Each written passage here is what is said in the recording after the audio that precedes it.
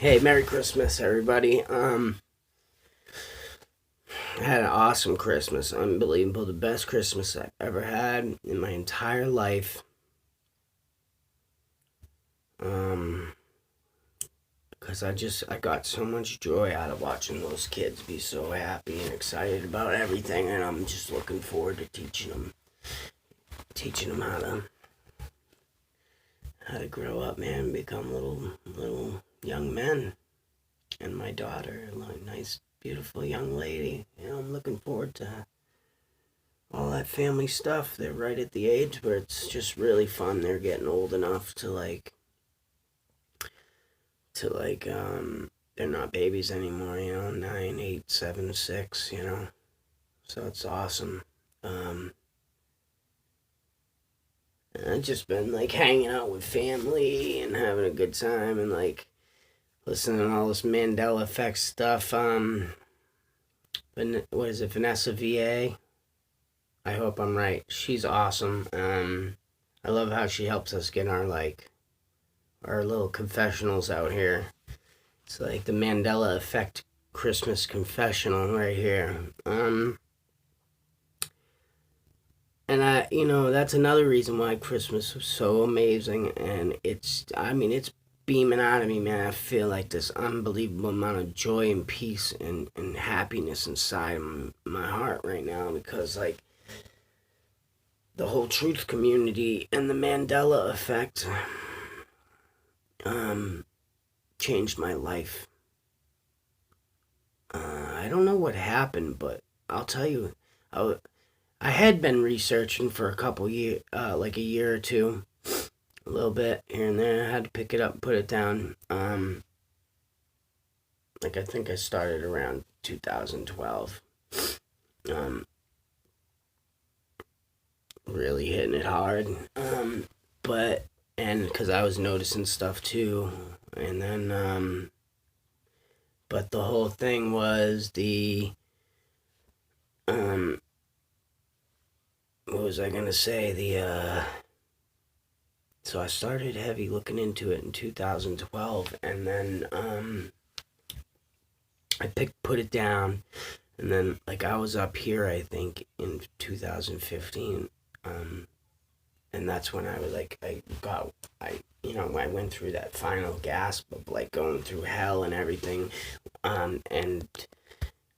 and I made another video. I don't know if it's still up, or I probably didn't even publish it, about that story about how I was like up and down. I've been all over the place, guys. So like, and then I like rejected God and was upset. I've dealt with my addiction stuff, and I just like felt so helpless and alone, and like I went through all that, and that's why this stuff is so amazing and important. It's like I decided. See, what it all came down to was there was a moment I was at work and I was just like living in my willful ignorance, just going through the motions, pissed, pissed, been through it all, ragged out. Like my wonderful fiance, this woman, Christine, I'm gonna make her my wife. She's like, we were meant to be together. We knew each other since childhood.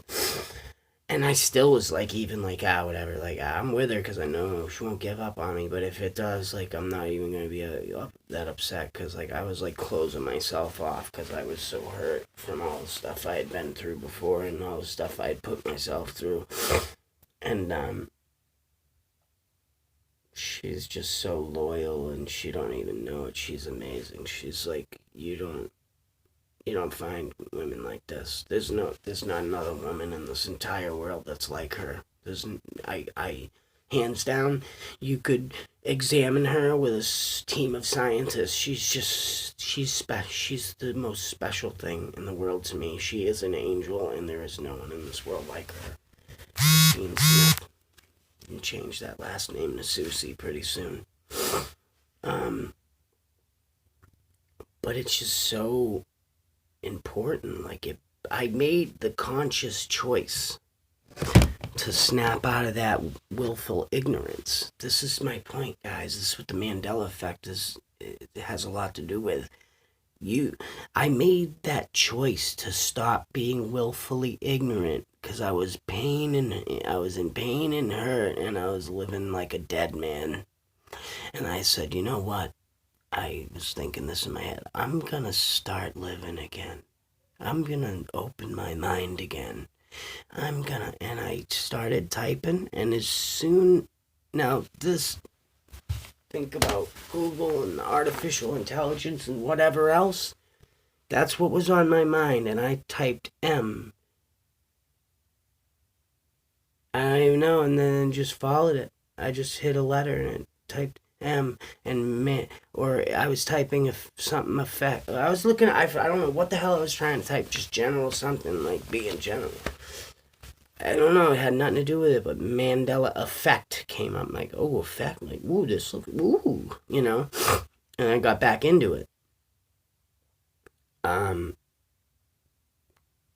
Because back then, I think earlier before all that, I don't know, it's just weird, like, that's another thing, it's like these weird realities. I'm not, like, is it some kind of, like, echo in reality? I'm sorry about the camera shifting everywhere, guys,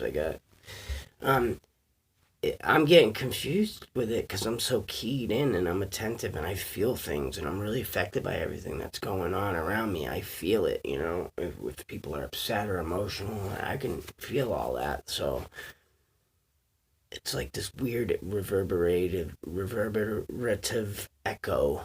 Reverberative echo through like space and time. It's weird, man. I was listening to one of the confessions and like he's talking about how God knew. Yeah, he knew everything. He knows everything. And anybody who is doubting God for even a half a heartbeat you're in a state of willful ignorance, and that's the ego making you think like you're you're whoever, and like you don't realize that God created everything, existence itself, in this dimensional realm. Like, there is the heavenly realm, and there is this lower realms. I mean, he created this as the center of all creation. It's crazy, and there are probably many gods, like the angels are gods, but there is one supreme, most high God. And I don't like to even put a name on it. I like to just like pray and say Father, because it's so much corruption and religion and everything. It's disgusting, and I'm afraid I'm praying to some Lord Enki or something. And it's that serious, man.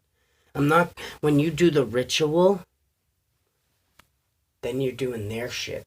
The satanic shit, the man shit, the corruption, and the ritual. Like, if you're talking to God, like, he's your best friend, and it's like your mother or your father, and you're in your head, and you're talking to God, and you're, like, he's your brother or mother, father, sister. Like, he's all of those, and you, and your best friend. That's God. Not that fucking ritual shit, satanic.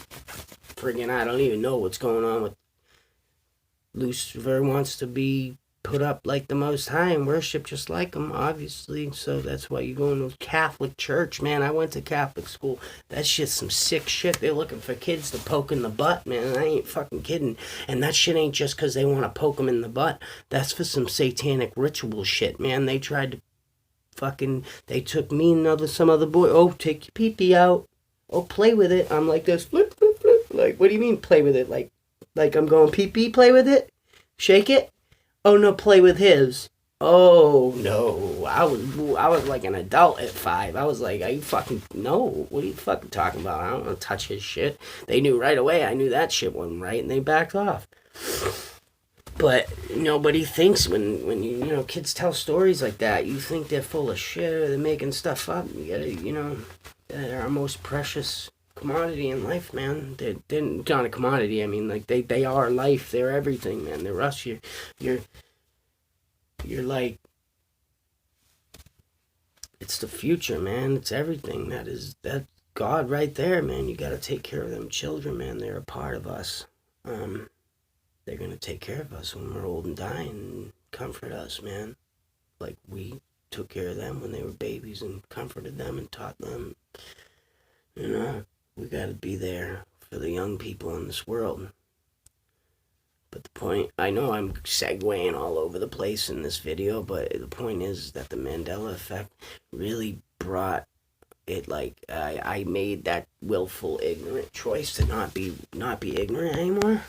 And then all of a sudden everything, I started praying, miracles started happening left and right. I've been bouncing all around like usual, but I ain't been bottoming out, dude. I've been just doing different things. Raising my family, doing this job, that job. You know, I had a job that I was making retarded. I prayed about it. God gave me a friggin' job that I was making 60 grand, over 50,000 take home. So that's like a $70,000-$80,000 a year job. God gave me that for about like 8 months or so I was able to pay off a car and everything. But, and believe it, how do you get a job like that? I make pizza, dude. I'm a New York style pizza man, bro. I was making $1,000 a week take home cash. Like, I was working hard. Like, I was working like 62 hours a week for that. That's friggin' crazy. Almost $20 an hour. I was making $18 an hour take home. Retarded. But God can make miracles happen in your life. Like, people are just doing the motions, man. And I just wanted to make this video, just say I had a really wonderful Mandela affected Christmas. Like, I point out some of this stuff to my wife, and she gets it, but she tries to be just a little bit dismissive, you know? I think that's a coping mechanism that they put in, kind of like program into us. But she's so open-minded and sweet that she gets it. She does get it, and that's really comforting to me. I can't talk about detail with her because she don't get it, but she sees it, and we even seen like demons in people before, like like she sees it. She's awesome, but I just can't get into too much detail with her. But that makes me feel good because she's everything. Those kids are everything to her, and they're everything to me. They're her kids. They're not mine. You know, the father passed away, and I never had any kids, and I had a lot of women disrespect my loyalty and love, and I came at every relationship I was in with that agape love, man. That was a gift of mine from birth that I knew I had, and it was hard to deal with. You might think that you can go out in this world and be the most lovingest, awesome, like have the most one of the biggest abilities to like forgive and love, and you'll be the one to get torn apart the fastest. So you gotta know how to be strong too with that. But I had a very Mandela affected Christmas. I was still trying to work it out. There's a lot of stuff in the Bible. I'm going to put out a lot more videos on this and other subjects, you know. We're going to dive into all that CERN and all that other stuff. It's crazy, but it's crazy. It's like in the Bible, they say it makes sense. The particles. We are light beings. So they're speeding up these particles of these like other particles, light particles, whatever, and they're speeding them up to almost the speed of light. So I think when it's sped up to the speed of light, like we're light beings, and I believe we're moving at the speed of light somehow, and we're like, you become physical and manifest and incarnate, travel. If you're a light being, don't ask me how or what, but because when they speed up these particles, these are like particles that don't have mass, guys. It's like a photon. It's just light. It doesn't have an actual mass, dude. They speed it up so much that it does build a certain amount of mass, and they can collide particles. They're taking ethereal things and making them physical and then smashing them together. It says it in the Bible about the Tower of Babel and let us make bricks and smash them together. I'm not quoting it verbatim, but do your research and get in the word, guys. This shit is unbelievable.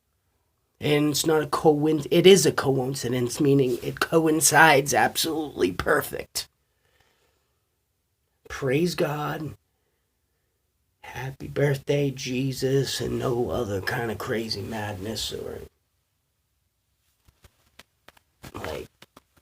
That's the only thing I can accept, and I don't even know if I can like just pray to Father and love Him, and I don't believe we really need forgiveness. If you truly know God is there and loves you and He's with you, you're with God. Like I'm with God. I can't ever do just by loving Him and worshiping and just. It's weird how they twist it all up. We're so programmed I can't even describe it the way I want. God is in me and I am in Him. And I don't need. He's absolving me and taking me home. I'm going with Him. I don't. I don't know if we really have to be forgiven for anything, because I just don't know, guys. I'm coming at you as a true Christian, and that's one part of it. I've been battling with it. God is Christ, but He's here and He died, and that's it. Like, I don't know if that's the way it is, that's the way it is. I'm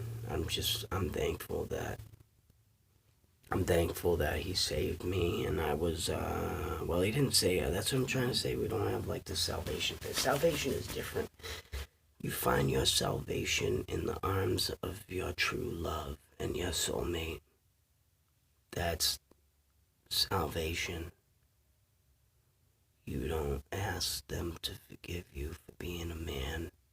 That's the satanic aspect of it, and how it's getting warped in life and society and with the church. You just love when you get love back and you give yourself to somebody and they give it to you. That's salvation. You give yourself to God and He gives Himself to you, and that's salvation. Love you guys. Have a very Mandela affected Christmas.